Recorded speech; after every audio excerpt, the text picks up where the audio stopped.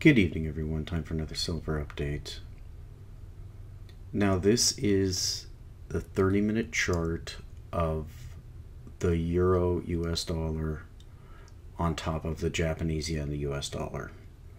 And if you are watching the news today, the euro got absolutely annihilated. It dropped from 1.31 or 131.5 all the way down to 129. A huge move. And I'll pull you out to the daily and let you look at it. But I want you to notice here that a similar move had been occurring in the few days prior in the Japanese yen. So what does this mean? Well, what it means is the dollar absolutely exploding. And probably not a coincidence that the NATO summit is about to begin, which is essentially United States trying to control the whole world. Because, as you know, NATO was formed as an alliance of nations during the Cold War against the Warsaw Pact nations. The Warsaw Pact nation alliance has already been dissolved, and many of the members have been brought into NATO.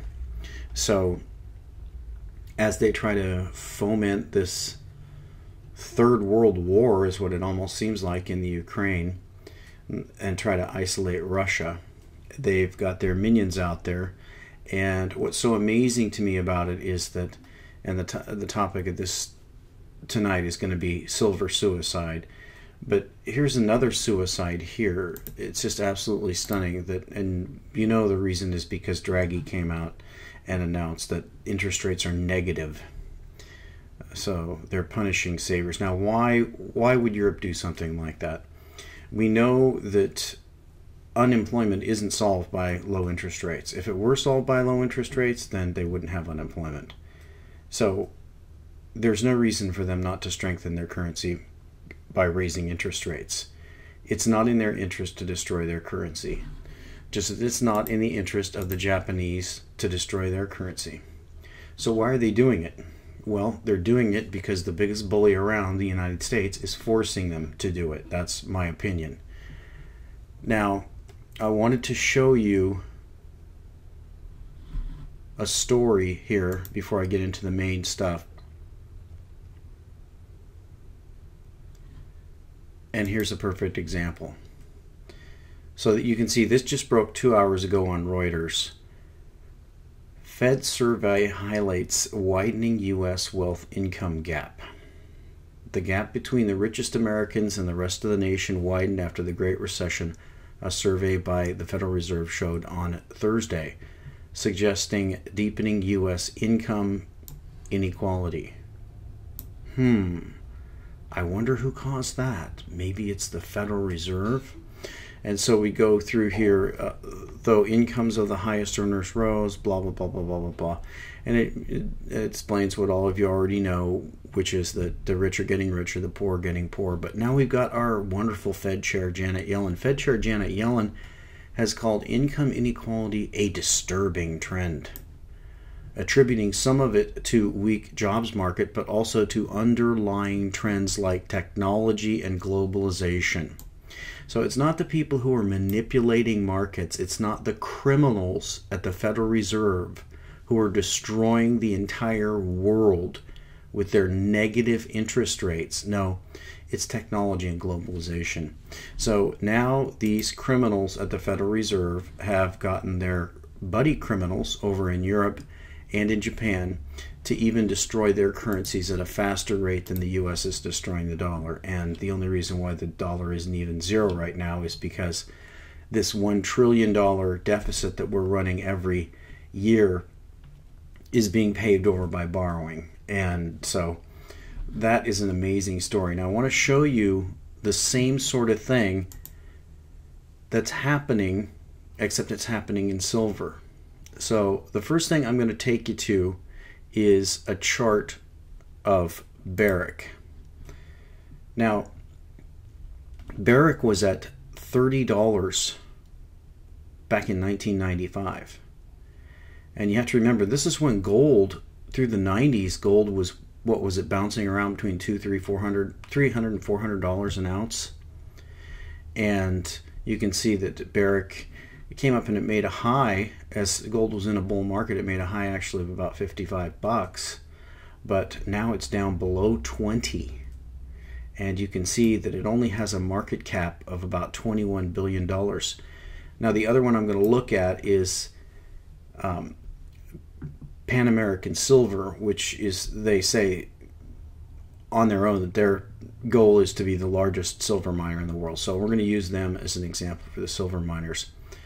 But who would have thought, if they would have spent a lot of money in 1995 buying shares and stock of this company, that while the gold would be in a bull market, they would actually be down, inflation adjusted, something like 75% on their money after 20 years. That's almost as bad as the bear market in the Japanese stocks.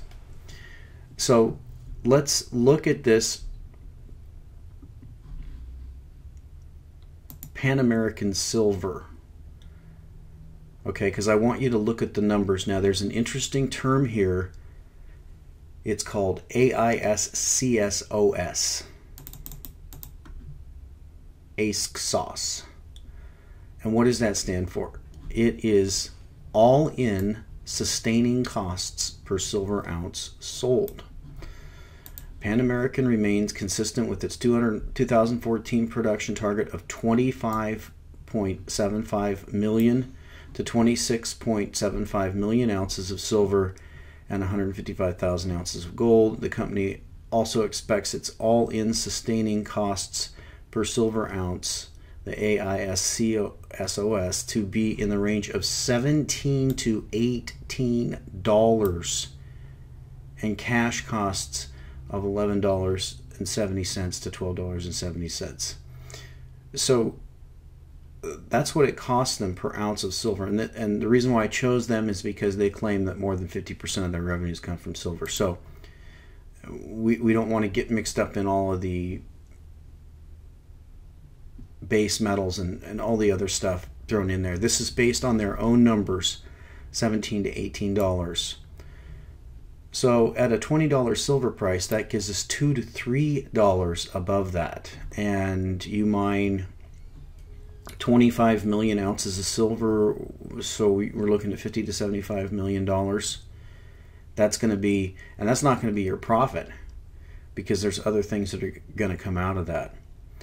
So let's think about that. Why is it that these companies, Barrick, Pan American Silver, why are these companies nearly operating at a loss? And I think Pan American Silver's market cap is much, much lower than Barrick, so it's even lower. Well, here's a list of the Silver Users Association. And Charles Savoy has often pointed out that these are more people involved in the conspiracy to suppress the price of silver. Now, there's more than one reason to suppress the price of silver. The people who don't want it competing with their worthless paper fiat currencies, which are the central banks, they want silver suppressed in price. But also the people who use silver and produce things with it, they want silver suppressed in price. So let's look at a couple of these. You can see here on the list we have Dow Chemical and DuPont. So let's take a look at those.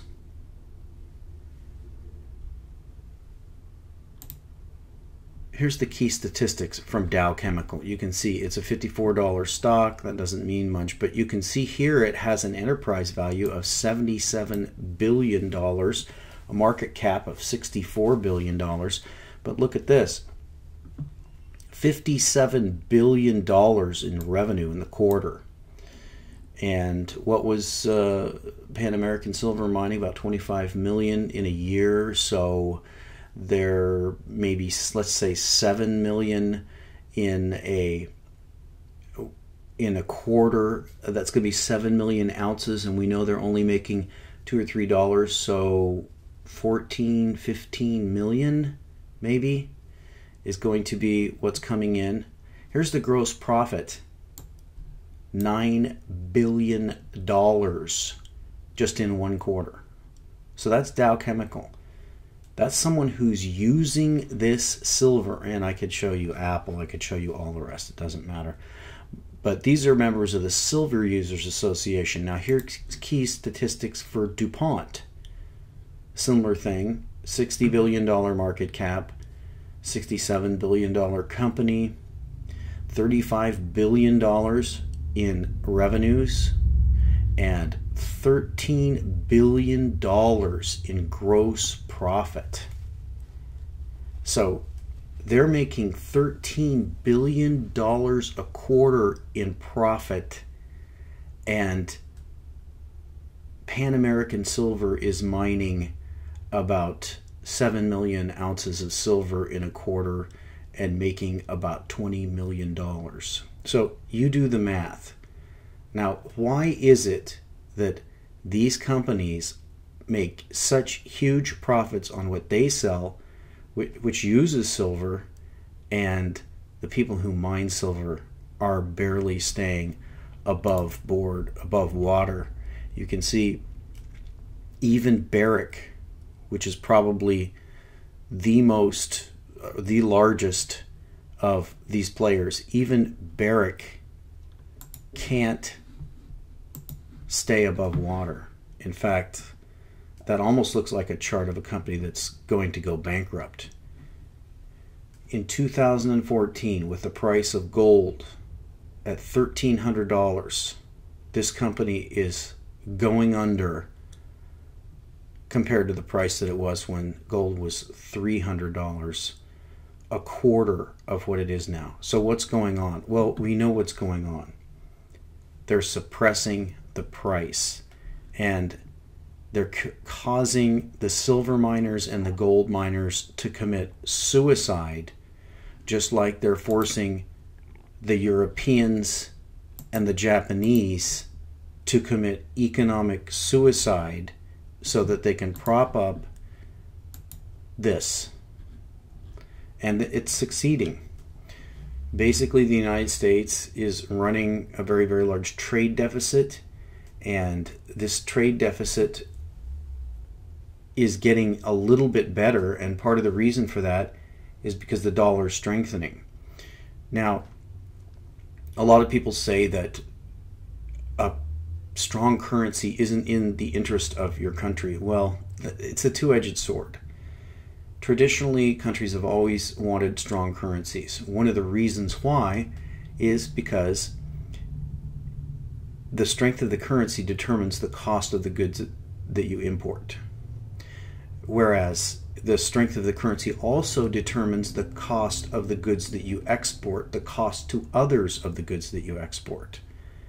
So if you're a country that does a lot of exporting of goods, then you may, even though it's not in your interest, that's just modern economic theory, but you may desire to push down your currency to make you, quote unquote, more competitive with the other countries.